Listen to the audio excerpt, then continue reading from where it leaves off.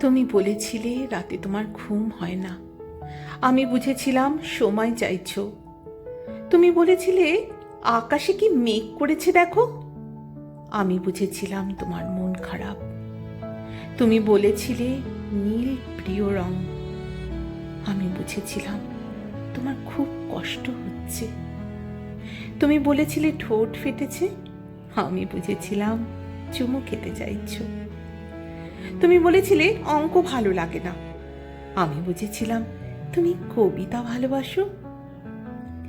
তুমি বলেছিলে আজ তাড়াতাড়ি ঘরে ফিরতে হবে। তুমি বলেছিলে এই হুটহাট দেখা করা, অসময়ে ফোন করা আর তোমার ভালো লাগছে না।